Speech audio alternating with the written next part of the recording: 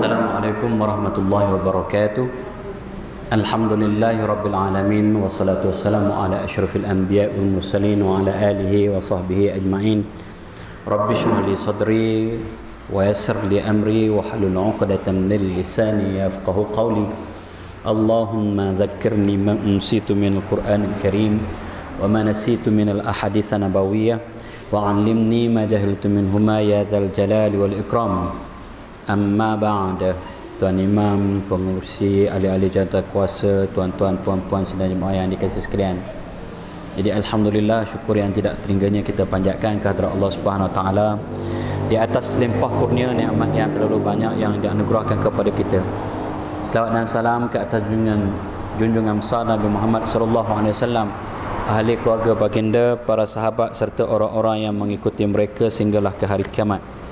Tuan-tuan, puan-puan sedang jemaah yang dikasihi sekalian, alhamdulillah pada malam ini Allah Subhanahu Wa Taala izinkan kita untuk terus berada di satu tempat yang sangat mulia, dalam majlis yang sangat mulia, memperkatakan perkara yang sangat mulia, kerana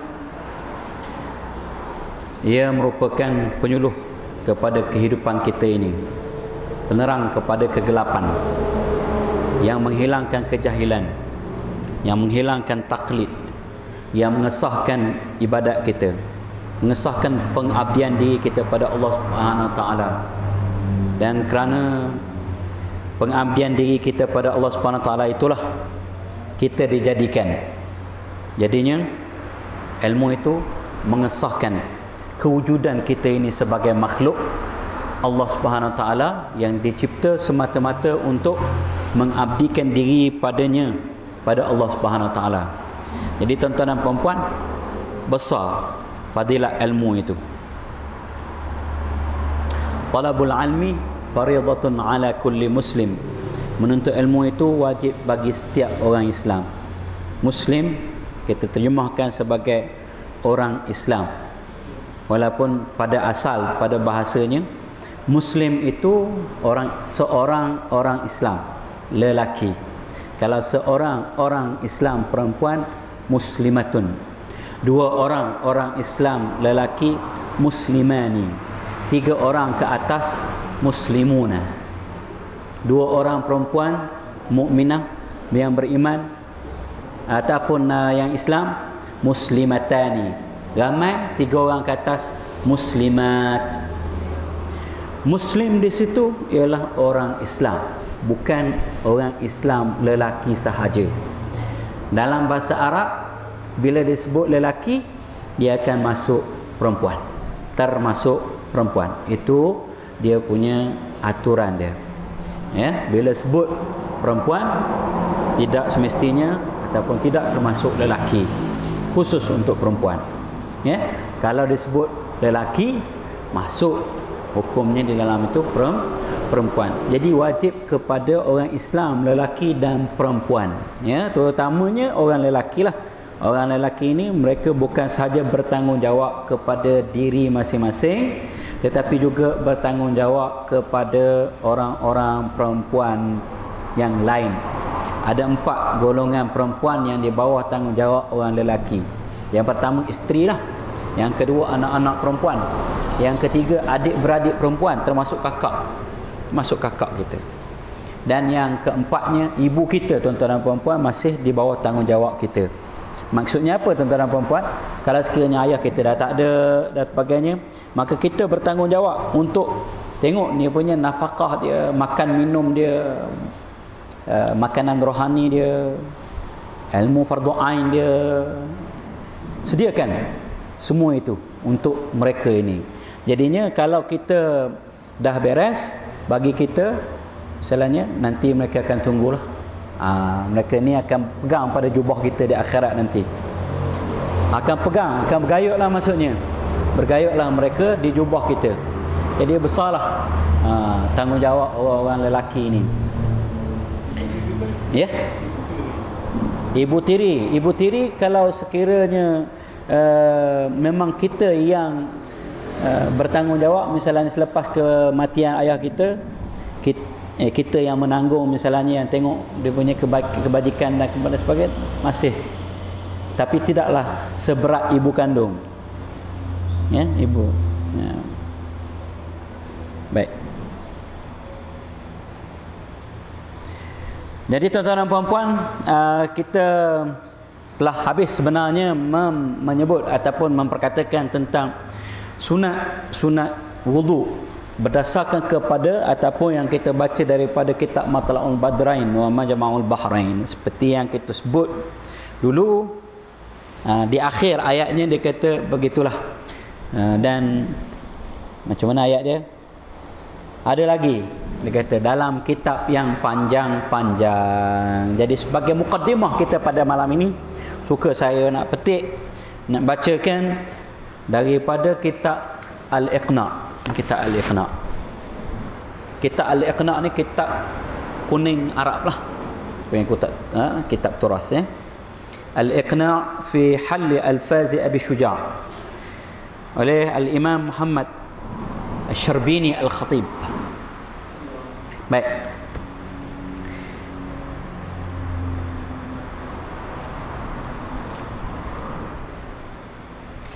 Selepas mualat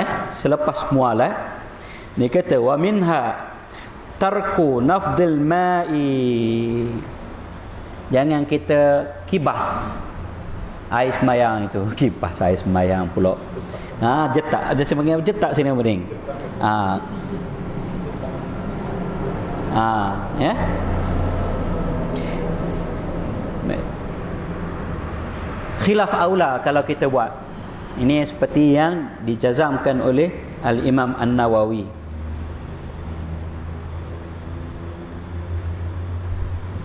Baik. Wa minha tarku tanshifil a'dha'i bila uzur. Jangan kesak, jangan lap tanpa ada uzur. Kalau ada uzur, dia kata apa? Kalau ada uzurnya seperti sejuk sangat, nak bertayamum selepas itu, maka tak apa. Tidak makruh. Dia kata apa? Kerana menghilangkan kesan ibadat. Kesan ibadat. Satu kali isteri Nabi SAW, Siti Maimunah radhiyallahu anha, bagi kain lap pada Nabi SAW, Nabi tak lap. Nabi tidak lap bekasan wudu itu. Baik. Dan lagi, sekiranya ayadha'al mutawaddi'u ina al-ma'i an yamini in kana yaghtarifu minhu, kalau dia tuang menggunakan, dia ambil dalam bekas, dalam besen, dalam baldi dan sebagainya, bekas itu hendaklah diletak belah kanan. Ini dia ambil air ni belah kanan. Ya.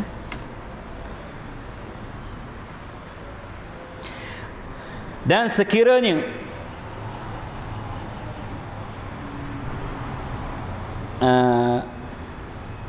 kalau ada orang tuang belah kiri, tak belah kiri.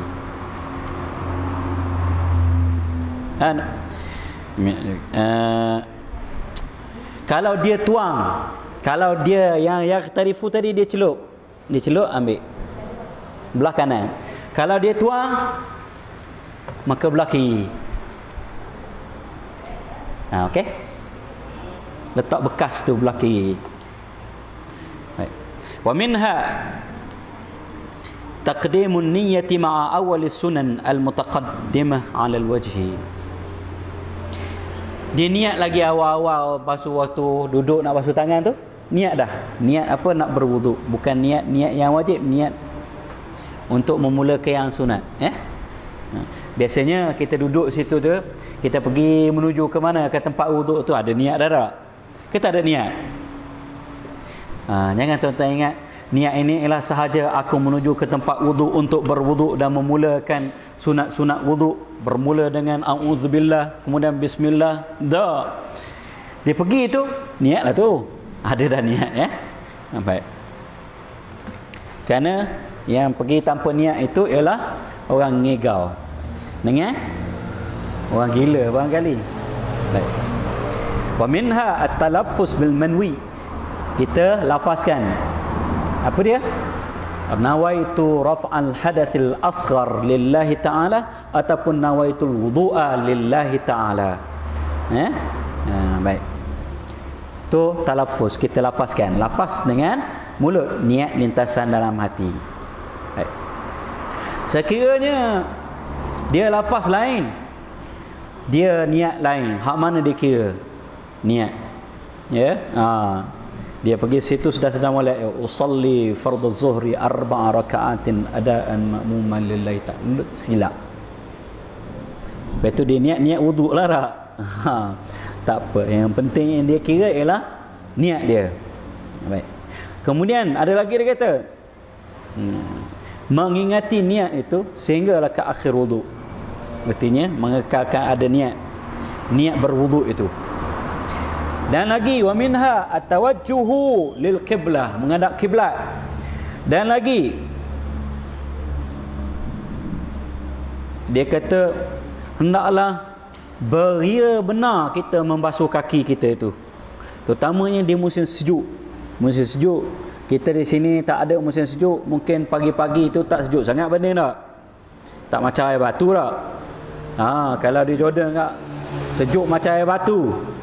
Air dalam longkang tu beku. Kita ambil pergi pijak kerak. Kalau beku apa maknanya banding? Macam dah petik air sejuk. Baik. Makanya gosok molek-molek. Kenapa? Kata Nabi SAW sabdanya, wailul lil aqabi minan nar. Neraka wail bagi tumit-tumit yang tak kena air. Maksudnya apa? Basuh kakinya tidak sempurna. Ada belakang kaki dia putih, besar duit shilling, ni mesin pun tak sah. Enggak. Ni. Dan lagi al-bada'atu bi'a'la al-wajhi ya'khudhu ma'ahu bikaffaihi ma'an. Dia mulakan dengan di bahagian atas muka kalau dia ambil dengan tangan. Atas bahagian atas muka. Dan lagi ayyabda'a fi ghasli kaffaihi bi atrafi asabi'ihi wa in sabba alaihi aw sabba alaihi ghairuhu kama jara alaihi an-Nawawi. Dan kalau sekiranya dituang, ada orang tuang, macam kita tak ada orang tuang tapi kita guna paip, kita gunakan yang mana, mulakan yang mana dulu? Siku ke jari dulu? Jari dulu, bahagian atas ni dulu. Ya? Dan ada pendapat yang mengatakan daripada atas dulu, daripada ni dulu. Tapi yang diterjeh, yang ditahqiqkan oleh Imam Nawawi daripada ni dulu. Kalau ada orang tuang. Jadi kalau paip guna kita basuh tangan, jari dulu ya. Dan lagi hendaklah dia berjimat menggunakan air. Ya, Nabi sallallahu alaihi wasallam pesan, la tusrif fil ma'i walau kunta ala nahrin jarin. Jangan berlebih-lebihan menggunakan air walaupun kamu berada dalam sungai yang sedang mengalir. Ya, kalau dah lebih pada tahap membazir itu jadi haramlah pula. Kemudian alla yatakallama bila hajatin, dan jangan dia bercakap-cakap tanpa hajat. Kalau ada hajat nak tegur anak murid kita sebelah tu, angkat sikit seluar tu basah nanti. Tak apa. Dia bersembang-sembang situ. Lepas ni kita pergi kena tu mi kungfu kat Ismail Cafe. Bila? Pamaya. Tak ada kena mengena tak. Jadinya makruh. Dan jangan dia menampar mukanya dengan air. Ni dia penuh suspend, tak ada air tu, penuh dah tangan tu, dia nak membetulkan niat tu. Sahaja aku mengambil wuduk kerana Allah, tak, kata dia. Air ni mengecik, 3 orang tepi belah sini, 3 orang tepi belah sini, kena belaka air dia. Baik, makruh menampar muka dengan air ni, ya. Baik.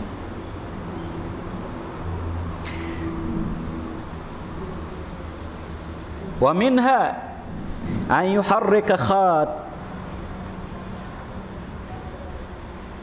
khatam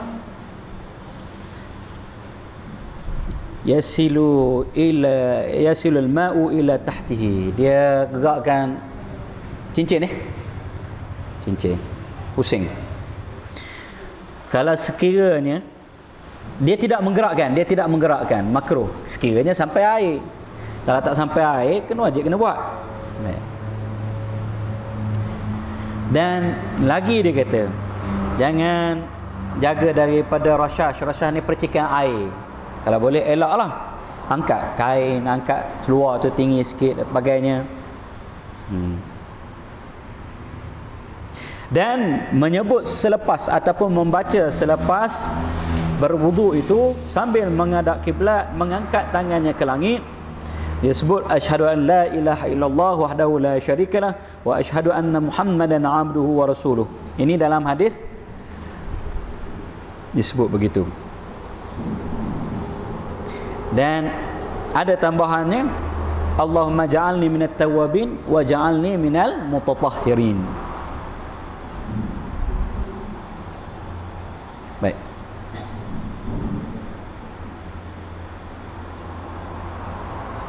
Itulah yang disebut dalam kitab Al-Iqna' ni. Ada tuan-tuan nak tanya?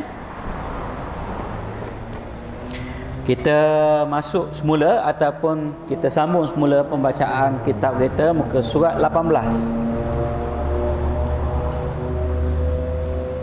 Fasal yang baru tuan-tuan dan puan-puan, baris yang keberapa? Wahid, Isnani, Selasa, Arba'ah, Khamsah, Sittah, Sab'ah, Thamaniyah, Tis'ah, Asyara, Ahada Asyar, Isna Asyar. Baris yang ke-12. As-Satru As-Thani Asyar. Faslun fil istinja'i wa adabi qadil hajah.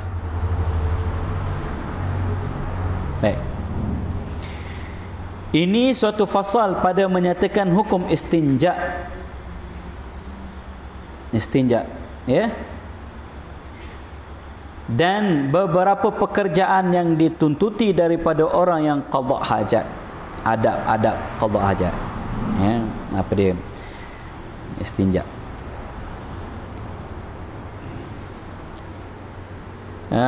Istinja ini tuan-tuan dan puan, dia dari segi bahasanya minan najat, iaitu wahwal khalas minal adha. Artinya kita menghilangkan sesuatu yang mengganggu, menyakitkan kita ataupun tidak menyebabkan kita selesa. Itu dia istinja. Boleh dengan air ataupun dengan batu. Walaupun dengan batu ini lebih tepat kita gunakan istijmar. Istijmar ni daripada al-jimar. Jimar ni batu yang kecil-kecil. Istijmar. Jadi istinja dia panggil, kalau bahasa Arab dalam apa ni orang kata wazan istighfar, istafala ni, istafala, istanja, maksudnya ada makna menuntut, mengambil, mencari. Jadi menuntut bersih lah benarnya tu. Istinja ni maksudnya. Ya. Baik. Ini memang Allah Subhanahu Wa Taala Maha suci dan sukakan yang suci-suci. Sebab itu Allah Subhanahu Wa Taala dalam surah At-Taubah, Allah puji penduduk-penduduk mana? Penduduk Quba. Penduduk Quba. Allah sebut fihi rijalun yuhibbuna an yatatahharu wallahu yuhibbul mutahhirin. Dan di dalamnya, di Quba itu ada orang-orang yang sukakan apa dia? Suka bersuci. Suka bersuci. Dan sesungguhnya Allah SWT suka orang-orang yang mensucikan diri ni. Jadi orang-orang Quba ni mereka beristinja menggunakan air. Mereka menggunakan air. Jadi Allah SWT puji dalam Al-Quran. Jadinya penting istinja ni sebenarnya, kerana kalau tak betul maka tak sah sembahyang kita. Tak sah sembahyang tuan-tuan dan puan-puan akan jadi apa? Sebab azab kubur. Sebab azab kubur yang kita sebut, sebab utama azab kubur yang kita sebut, meninggalkan sembahyang. Yang kedua, apa dia kita sebut dulu? Dia ada mutanazzuh anil baul. Artinya dia tak jaga kencing. Dia tak jaga mereciknya, dia tak betusnya, cara bersucinya tak betul, cara basuhnya ke, cara sapunya dan sebagainya, menjadi penyebab utama azab kubur. Nabi sallallahu alaihi wasallam sebut, tanazzahu anil baul fa innahu fa inna ammata azabil qabri minhu. Nak kalau jaga kencing ni, jaga cara dia, jaga cara bersucinya, kena deham, kena teran, kena picit-picit sikit, kena cara duduknya, supaya apa? Supaya tidak menjadi azab kubur. Ataupun umum azab kubur ni apa? Datang daripada situ. Dia tuan-tuan dan puan-puan, ni pentingnya beristinja ni. Kalau tak kena, jadi azab kubur. Bila azab kubur tuan-tuan dan puan-puan, Nabi SAW sebut dah, fama ba'dahu asyad. Siapa yang kena, yang lepas itu lebih teruk.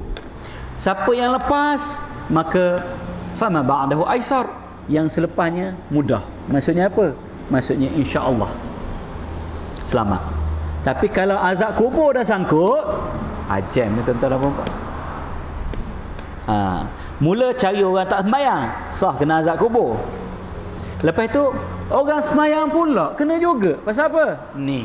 Sebab itu dalam Islam ni kena betul-betul kena belajar. Cara itu pun, cara buang air kecil pun kena belajar. Cara bersuci daripadanya kena belajar. Pasal apa? Syarat untuk mendekatkan diri pada Allah dan sah ibadat kita, pengabdian diri kita ialah suci. Bismillahirrahmanirrahim.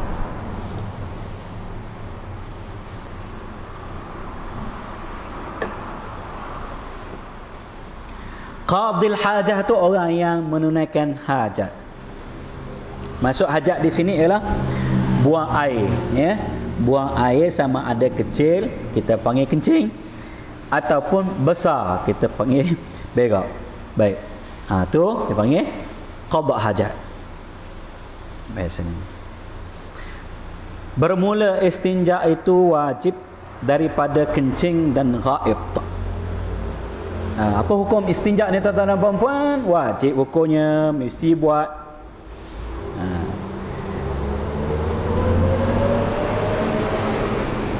Daripada kencing dan ghaib. Ghaib ni ialah buang air besar lah. Ghaib ni ada, biarlah, buang air besar. Bahasa Arab tu, bahasa Arab. Tahid pun boleh makna.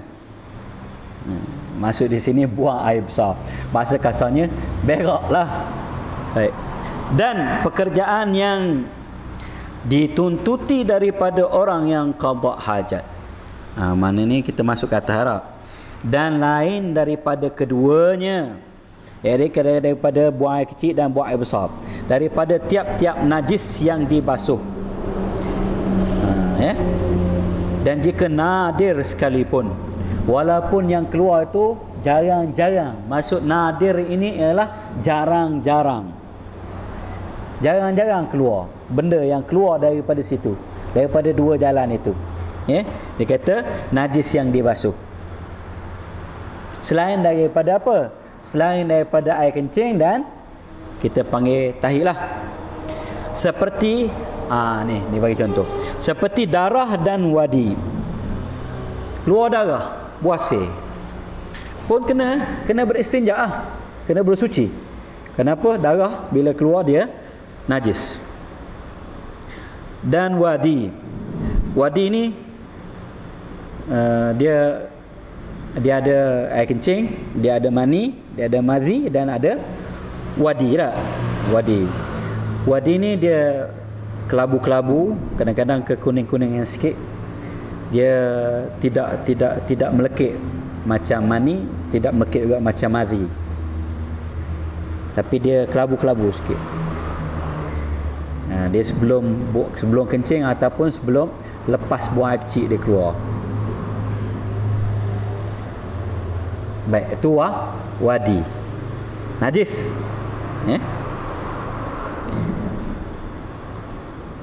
Dan dia tak sebut sini. Dan mazi. Dan lainnya dia masuk situ. lainnya. Maksudnya ada mati situ. Diistinja dengan air atau batu dan barang yang pada maknanya daripada tiap-tiap sesuatu yang keras, yang suci, yang menanggalkan tuan-tuan dan perempuan dalam kitab Arab. Ya, mana Sadin? Meninggalkan. Sebenarnya menanggalkan. Mudah-mudahan yang benarnya ialah menanggalkan. Menanggalkan najis yang tiada dihormati akan dia. Nah, ini syarat-syarat dia. Yang pertama, istinja dengan apa tuan-tuan dan puan-puan? Air atau batu. Boleh diberi pilihan. Atau batu, boleh pilihan. Atau dua-dua sekali, lagi elok. Dan barang yang pada maknanya, iaitu pada makna batu, daripada tiap-tiap sesuatu yang keras. Makna batu ni keras lah. Keras. Seperti apa? Kayu, boleh lah kan? Yang suci, tapi syaratnya mesti suci. Benda yang kita nak buat bersuci itu mesti suci. Beristinja itu mesti suci. Dan boleh menanggalkan najis. Bila kita sapu, dia tanggal. Maksudnya kesat. Kalau ni licin ni. Dia kalau licin tak menanggalkan, tak boleh. Baik. Tisu boleh lah. Dia nak yang menanggalkan. Maksudnya bukan semestinya keras. Yang boleh menanggalkan. Bila kita sapu tu, dia akan hilang. Syaratnya lagi, yang tiada dihormati akan dia. Ada benda-benda keras yang dihormati. Masalahnya roti kering, dia akan sebut sini nanti. Tulang pun dihormati. Kenapa? Kerana menjadi makanan jin. Innahu zadu ikhwanukum, kata Nabi sallallahu alaihi wasallam. Tulang itu zat ataupun apa? Zat ini bekalan maksudnya, tapi makanan jin. Baik.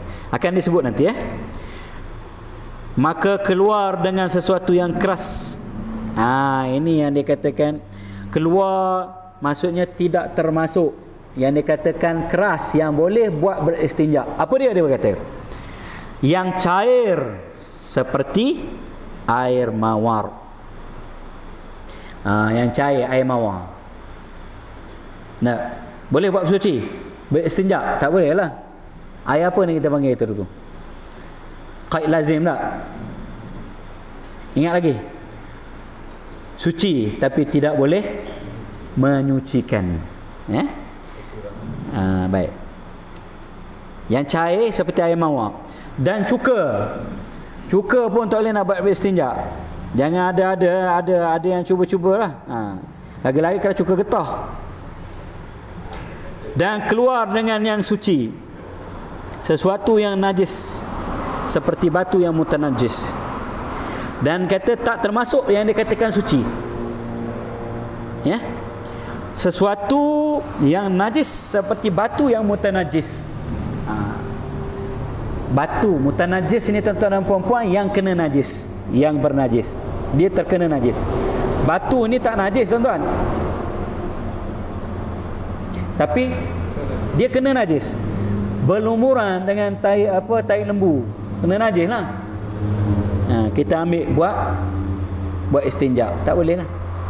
Basuh dulu batu tu, lap bagi kering, jemur, baru boleh. Tu maksudnya. Jadi batu itu tidak najis zatnya. Dia mutanajis. Apa makna mutanajis tuan-tuan dan puan-puan? Kena najis, yang kena najis. Misalnya orang tanya, kopi luwak, kopi tahi musang, apa hukumnya ustaz? Kita tanya, kopi yang keluar daripada musang itu najis ke mutanajis? Kalau najis haram hukumnya. Kalau hanya mutanajis, ambil basuh-basuh, hilang najisnya, boleh lah. Boleh minum lah kopi luwak, kopi apa? Kopi tai musang ni mahal. Saya baca tu dalam surat khabar lama dah 60 pound.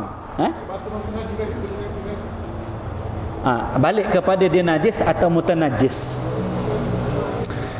Jadinya dalam kitab-kitab tua dia kata kalau sekiranya kita tanam biji kopi itu dia tidak tumbuh, maka dia najis. Dah seolah-olahnya seperti tahi musang itu dah. Kalau kita tanam dia masih tumbuh, maka dia hanya mutanajis. Dia tidak jadi najis. Artinya tak berlaku lagi penghadaman terhadap biji kopi itu. Dia perut musang. Ia tak masuk lagi dalam tu.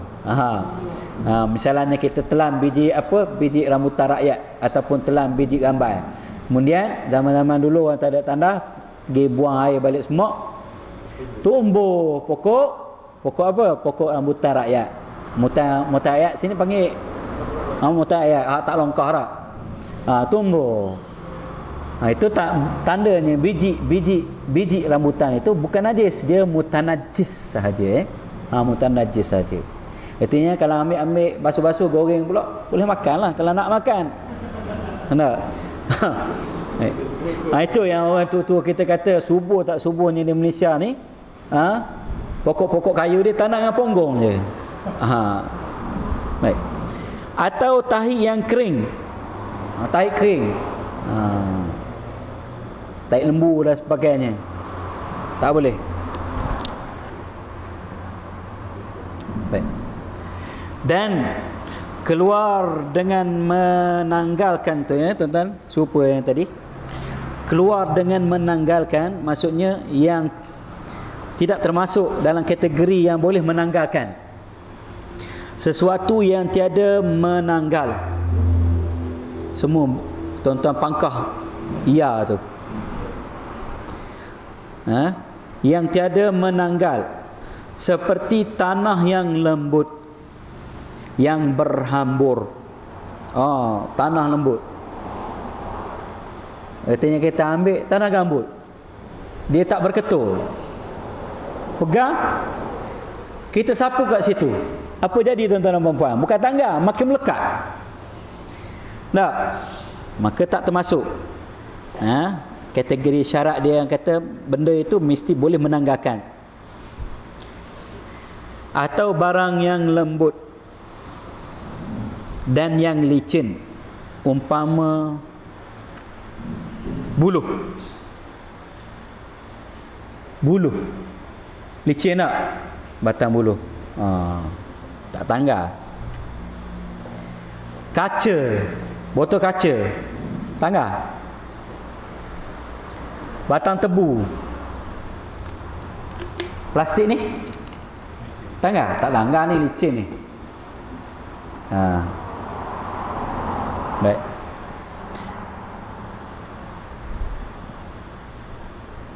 Selama tiada dia belahkan, maksudnya dia belahkan buluh. Dan dia buat istinja dengan bekas yang dia belahnya. Maksudnya belahan dia. Di sebelah belahan dia. Tu boleh. Pasal apa dia kesak dalam buluh kan. Kalau luar licin. Dia belah, dia pakai hak tu. Hak dalam. Di zaman-zaman sekarang ni tak ada rasanya orang buat. Tak tahulah kalau survival dalam hutan dan sebagainya tak. Baru ni saya rekod kursus, dia ada slot survival dan slot dia panggil solo camp.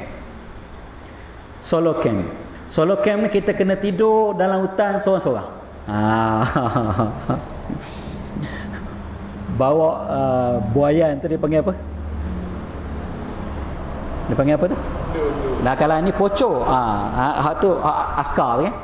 Kita ikat daripada pokok ke pokok, kita bubuh hak tu, kita kena tidur dalam hutan seorang-seorang.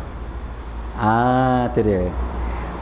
Makanya kita bawa siap-siap dah peralatan. Takut nak terkencing ke malam ni.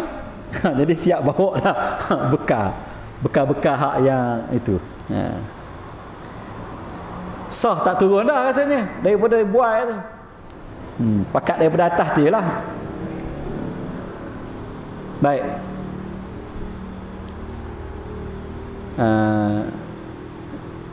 Dan keluar dengan yang tiada. Masuk keluar ni tidak termasuk disebut tadi apa tadi? Dia mesti yang keras, dia mesti yang kesat, dia mesti yang tidak dihormati, yang mesti menanggalkan. Masuk dia kata keluar dengan yang tiada dihormati. Maksudnya hak yang dia sebut ni yang dihormati. Keluar dengan yang tiada dihormati akan dia sesuatu yang dihormati. Macam mana yang dihormati ni? Seperti makanan anak Adam, makanan manusia. Umpama roti kering, selama tiada hangus akan dia. Tapi syarat dia tak hangus lah. Roti kering tu tak boleh. Kita jumpa roti ni kering, tengok kesat dan sebagainya. Lepas tu suci, kita pakai pinggan kejap nak buat istinja, tak boleh. Pasal apa? Dia dihormati walaupun dia sudah jatuh di mana? Di lantai ataupun di tanah. Orang Arab kalau dia jumpa, ini orang Arab mungkin yang lama-lama lah, orang tua-tua dan sebagainya, dia akan kucuk tu, letak atas tempat tinggi, letak atas tembok roti kering dia tu, hormat. Rezeki. Macam kita orang tua-tua dulu, sulah nasi jatuh pun dia akan kutip. Dia kata nasi tu menangis, orang lain menangis, tak ada makanan dan sebagainya, kita buang-buang begitu saja. Dia kata nasi menangis tak, tapi begitulah penghargaan orang dulu-dulu. Baik. Dia panggil ni'mah, dia panggil na'matun, maksudnya nikmat, kena hormat. Baik. Ada seorang budak, dia jumpa seorang makcik. Dia tanya makcik tu, makcik siapa?